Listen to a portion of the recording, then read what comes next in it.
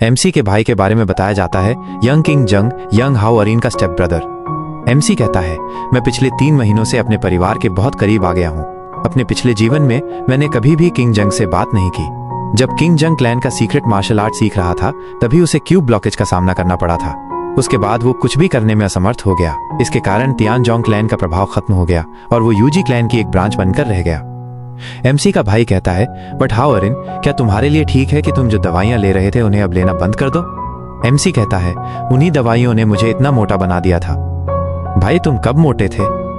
MC, मेरा मतलब था मैं मोटा हो सकता हूँ, वैसे भी मुझे तुम्हारा हाल का व्यवहार पसंद आया। इतना कहकर वो अपनी टोकरी से कुछ निकालने ही वाला था। एमसी कहता है, तुम शर्त का बहाना बनाकर मुझे हरा रहे हो। भाई मैं जीत गया, ठीक है ना? हाओ अरिन, मेरा पैसा। एमसी उसके टोकरी को उछालते हुए कहता है, मैं दोबारा नहीं हार सकता। किंग जंग बोलता है, तुम धोखेबाज हो। एमसी अपने भाई को उठाकर पानी की ओर जाता है और कहता है, मुझे यही बहुत बड़ी मछली मिली है। इतना कहकर दोनों पानी में कूद जाते हैं। एमसी अपने मन में सोचता है, मुझे पहले इतना नहीं पता था कि वो इतना होनहार बच्चा है। एमसी वहां से जाता हुआ सोचता है, मैंने उस पर बहुत भारी बोझ डाल दिया। एमसी अपने भाई के सिर पर हाथ रखते हुए कहता है, मुझे माफ कर देना किंग जंग। SIM change. हमें एमसी को पुशअप करते हुए दिखाया जाता है। वो सोचता है, मैं अपना दिन काम करते हुए बिता रहा हूँ।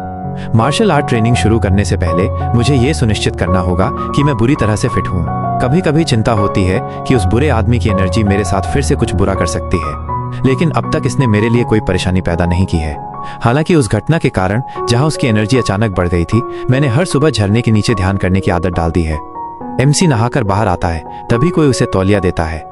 हमें इस बच्ची के बारे में बताया जाता है, यंग सियोल, एमसी की छोटी स्टेप सिस्टर। एमसी उसके पास आता है और कहता है, मैंने तुमसे कहा था कि ऐसा करने की तुम्हें कोई जरूरत नहीं है सियोल, लेकिन मुझे अच्छा लगता है कि मैं आपसे दोस्ती कर रही हूँ। एमसी अपने मन में कहता है, मैंने अपने पिछले जीवन में सियोल से कभी बात नहीं की थी, फिर भी उसने हमेशा मुझसे अच्छा व्यवहार किया। वो हमेशा सक्रिय और मिलनसार रही।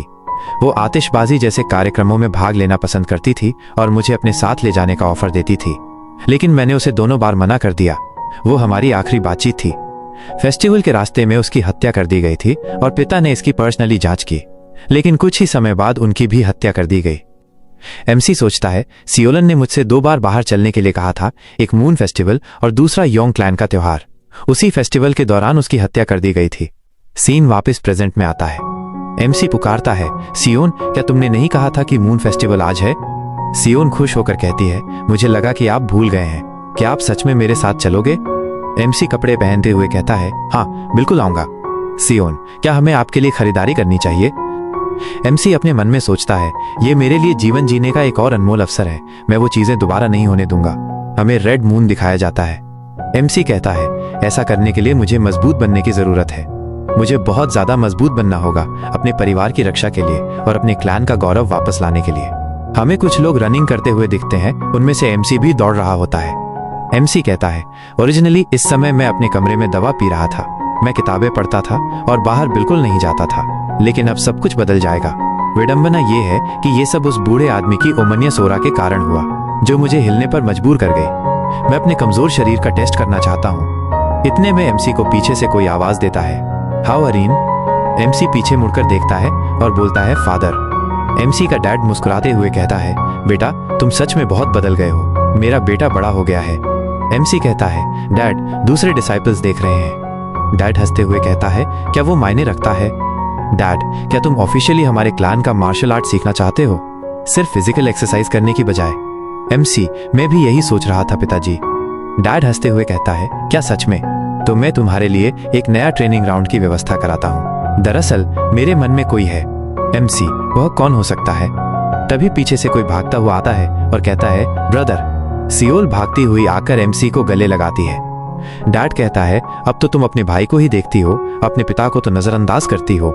सियोल, भाई ने मेरे लिए कपड़े पसंद किए। वो कैसे हैं पिताजी? डैड, वैसे वो सुंदर है ना? एमसी अपने मन में सोचता है, सिर्फ इसी वजह से मैं अपने सारे धन अलग कर चुका हूँ। इसका मतलब है मैं अब उनकी रक्षा करना चाहता हूँ। मुझे कम से कम पर्याप्त शक्ति की आवश्यकता है। मुझे मार्शल आर्ट सीखने की जरूरत है। एक ब्यूटीफुल लड़की स्वॉर्ड के साथ अपनी ट्रेनिंग कर रही थी। राइट की साइड तलवार चलाती है, ऊंची छलांग लगाते हुए नीचे आती है। आज की ट्रेनिंग कंप्लीट हो गई। वो पीछे मुड़ते हुए बोली, आपको इस घिसे पिटे स्थान पर कैसे आना हुआ?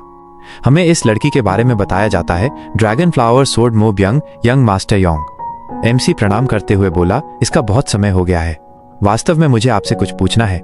ब्यंग अपने मन में बोली, ऐसा लगता है कि उसके ठीक होने की खबर सही है। मैंने इस कुटिल आदमी से पहले कभी बात नहीं की, तो स्वाभाविक है उसके पास क्या रिक्वेस्ट होगी। आपका क्या मतलब है? एमसी उसके सामने हाथ जोड़ते हुए बोला, मैं आपकी स्वॉर्ड स्किल सीखना चाहता हूं, सो प्लीज मुझे अपना डिसाइपल के रूप में स्वीकार करो। वह चौंकते हुए सामने की तरफ देखती है। मैंने अफवाहें सुनी हैं कि वो कुछ महीने पहले बदला हुआ है, लेकिन वो निश्चित रूप से पहले से थोड़ा अलग है। हाउ आरिन, कोई व्यक्ति सच में इस तरह बदल सकता है? बहुत से लोग ठीक पालन पोषण के बावजूद ईमानदार जीवन जीते हैं, लेकिन यंग मास्टर योंग ने वर्षों तक अटैक में डूबे रहे और उनके अलावा कुछ नहीं किया। अपने परिवार और बाकी सभी चीजों से नाता तोड़ लिया। वो पीछे मुड़ गई। क्या उसने मुझे रिजेक्ट कर दिया?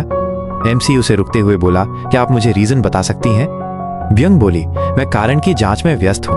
तियानजोंग क्लान की सीक्रेट टेक्निक, क्या वो स्टेबल हो गई है? ब्यंग यहाँ से जाते हुए बोली, I am sorry young master Yong, लोग इतनी आसानी से नहीं बदलते। एमसी अपने मन में कहता है, जैसा कि मैंने सोचा था, वो अभी भी मुझे दयनीय समझती है। एमसी हमें बताता है कि पिछले जीवन में इंस्ट्रक्टर मो ब्यंग शायद ही किसी अन्य से बात करती थी। यहाँ तक कि क्लान के अंदर भी बहुत से लोग उनकी स्किल्स के बारे में नहीं जानते थे। वो जानबूझकर इसे छुपाने की कोशिश नहीं कर रही थी। मैं जानता हूँ क्योंकि मैंने फ्यूचर फॉलो किया है। इंस्ट्रक्टर मो की मार्शल आर्ट्स की पावर और गहराई हमारे क्लान के किसी भी व्यक्ति से कहीं अधिक है। मो ब्यंग पीछे मुड़ी, तभी वो देखती है कि एमसी अपने घुटनों के बल बैठा हुआ है। मो ब्यंग चिल्लाते हुए बोली, आप ये क्या कर रहे हो? क्या अकलियान का सबसे बड़ा लड़का ऐसे ही किसी के सामने घुटने टेक सकता है? एमसी बोला, नहीं, मेरे लिए ये कोई मामूली बात नहीं है। एमसी हमें मो ब्यंग के बारे में बताता है, डाबी सेक्ट के विरुद्ध लड़ाई में उनसे ज्यादा योगदान किसी ने नहीं दिया था। इस प्रक्रिया में उन्हें ड्रैगन ब्लड फ्लावर का टाइटल मिला, लेकिन उन्होंने तियानजोंग क्लान को फिर से बनाने के लिए अपना सब कुछ छोड़ दिया, जब तक कि उनकी रहस्यमयी मौत नहीं हो गई। उन्होंने क्लान के लिए अपना जीवन दे दिया। मैं ऐसा दोबारा नहीं होने दूंगा, आप नहीं तो तियानजोंग क्लान भी नहीं। मो ब्यंग अपने मन में कहती है, वो अचानक बदल गया है। क्या वो सचमुच में एक नया पत्ता बन गया है? मैं आपका रिक्वेस्ट स्वीकार कर सकती हूँ। एमसी बोला, क्या सच में? मो ब्यंग बोली, हाँ, लेकिन एक कंडीशन है। अगर आप मुझे स्पार में हरा देते हैं तो मैं तुम्हें अपना डिसाइपल के रूप में स्वीकार करूंगी और तुम्हें अपना मार्शल आर्ट सिखाऊंगी। एमसी कहता है, क्या? लेकिन आपके और मेरे बीच में पावर गैप बहुत बड़ा है। मो ब्यंग कहती है, यदि तुम्हारी सोर्ड मुझे एक बार भी छू सकती है तो तुम जीत जाओगे।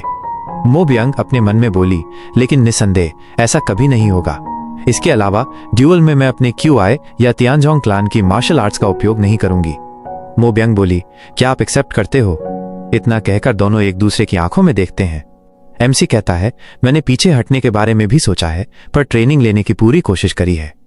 ठीक है, चलो फाइट करते हैं। एमसी एक ही अटैक में गिर गया। एमसी पड़े हुए कहता है, मैं एक बाल का कतरा भी छूने से पहले बेहोश हो गया। उसके और मेरे पावर में इतना बड़ा अंतर है क्या? मो ब्यंग यहां से जाते हुए बोली, ऐसा लगता है कि मैं जीत गई हूं, तो फिर मैं अपने रास्ते पर चलती हूं। एमसी गुस्से में वापस से हमला करता है। अभी तक ये पूरा नहीं हुआ है, लेकिन मो ब्यंग उसके अटैक को बड़े आराम से रोक लेती है और फिर उसके सिर पर मारती है, फिर उधर मारती है, फिर और उधर। एमसी इतना मार खाकर अपनी जगह पर बैठ गया। उसका मुंह सूज गया, हाथ भी। मो ब्यंग उसकी तरफ देखती है और कहती है, आपका प्रयास बहुत अच्छा था यंग मास्टर योंग। इतना कहकर वो जा ही रही थी, तभी एमसी के शरीर से रेड रेड ऑरा निकलने लगा। मो ब्यंग चौंकती हुई पीछे देखती है। एमसी के पूरे शरीर से रेड ऑरा निकल रहा है। वह बोली, red aura?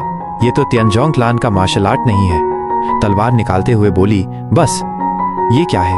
Young master Yong, आप अपने सेंसेस में वापस आइए। इतना वो बोल ही रही थी कि एमसी उस पर अटैक कर देता है। मो ब्यंग अपनी स्वॉर्ड की मदद से एमसी को पीछे ढकेलती है। चौंक कर बोली, वो बहुत तेज था। एमसी फिर से अटैक करता है। अटैक में इतनी पावर होती है कि मो ब्यंग पीछे जाकर दीवार से टकराती है।